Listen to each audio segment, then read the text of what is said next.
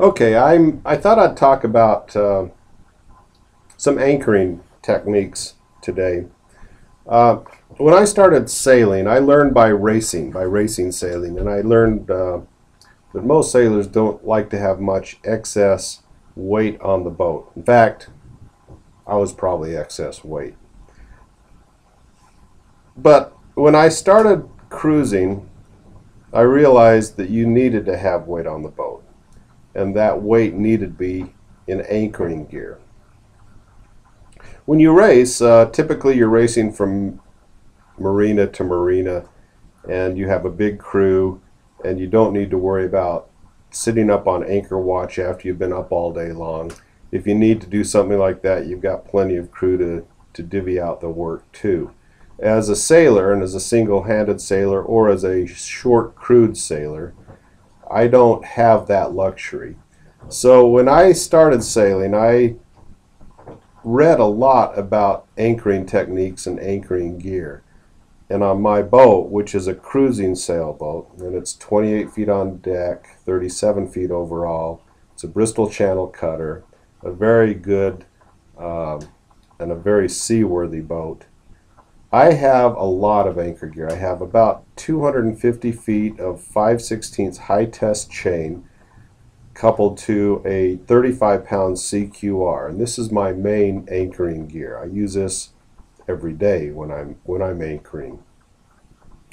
Then, in addition to that, I have an aluminum fortress anchor. I think it's about 12 to 16 pounds. I'm not sure exactly what the weight is. And then on top of that, I have a 40-pound Danforth anchor. I have a separate rode for that anchor, which is kept in my chain locker in a separate compartment, and it's easy to get to. That rode is about 12 feet of 3/8 triple B chain, and then about 300 feet of 5/8 inch braided nylon line. And then my final storm anchor, which I've never used and I hope never to have to use, is a 3-part fisherman anchor that I keep in my settee locker, and it's down there, and I have to assemble it, and it's big and it's bulky, and I've never used it, and I hope I never have to use it. When I was sailing years ago, I was sailing from Aegina, Greece up to Cape Sojunion. And along the way, a meltimi started to blow, and I planned on going around the corner and into the marina at Lavrion, but the winds became so strong that it was impossible to make way against the wind. So we got into Cape Sojunion, which is just just east of Athens and a little east of the airport if you fly into the Athens airport. And it's got a beautiful temple there, a temple of Poseidon there, and it's a spectacular setting. The holding is not known to be particularly good, but it was the best we could do under the circumstances. The wind was blowing out of the north. To our stern, we had open sea. So we tried to creep in as close to the shore and drop our anchor on sand as possible. The water was crystal clear, so we could pretty much see where we dropped our anchor. And we got in as close to shore to reduce the fetch and the waves that we would have to deal with. I was with my wife and 2 daughters at the time.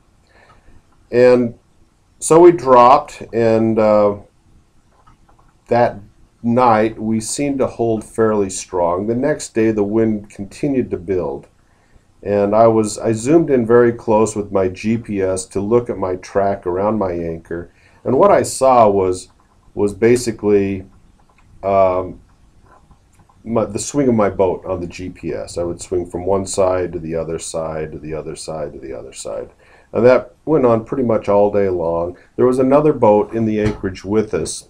It was maybe 50 yards to my port side. We were both facing north, so as I faced north, he was to my left.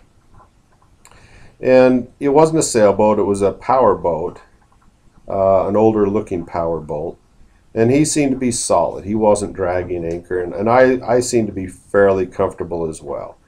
So that night, and this is the second night, I went to bed and I was watching the anchor, the GPS, and seeing my swing and knowing that I was fairly stable on my anchor.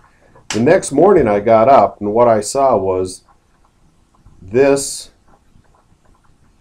and then this. So at some point in time during the night, my anchor had dragged. Fortunately for me, it re-grabbed and I was okay. If worst case scenario had happened, I would have just drifted farther and farther downwind, and I wasn't in danger because like I say, I had open sea behind me. But it would have been difficult pulling up 250 feet of chain hanging straight down as well. Of course, I didn't have 250 feet out. I had, I think, maybe 100 feet. Regardless, I caught and I didn't need to worry about it.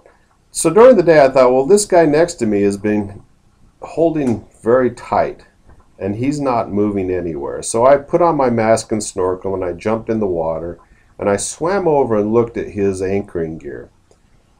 And what he had is he had a moderate amount of scope out, not too much scope, but the chain went from his boat down and pretty much right to the anchor. There wasn't much sitting on the ground. So he had this anchor in.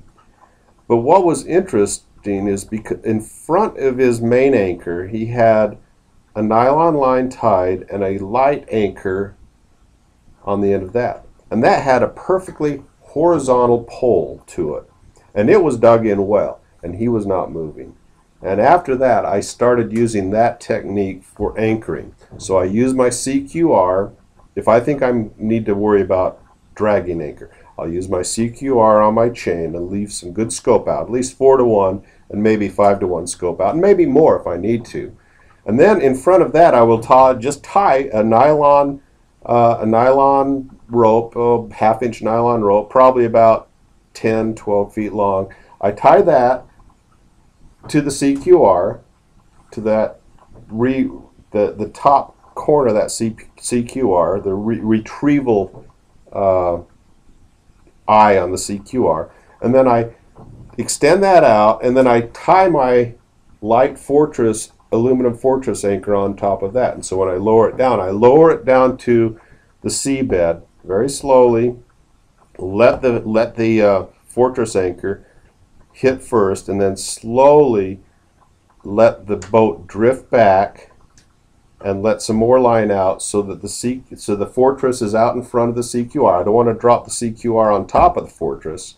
I want the fortress first, and the fortress could just be a light Danforth anchor. It doesn't have to be a fortress anchor, but your light anchor in front, and I stretch that out, and then I drop my CQR, and then I continue to let my line out till I have about a 4-to-1 or 5-to-1 scope, and then I test it.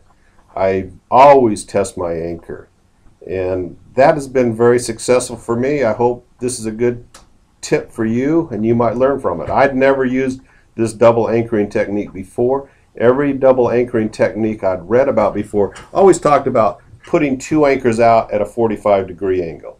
And I don't know about you, but that's a lot of work. And if you're at a crowded anchorage and you do that, your swing is going to be significantly reduced, and you could easily be in collision mode because your swing is so much smaller, so much shorter than the other boats that are at anchor. So with that, I'm just going to post this, and if you have any comments, let me know. Thank you.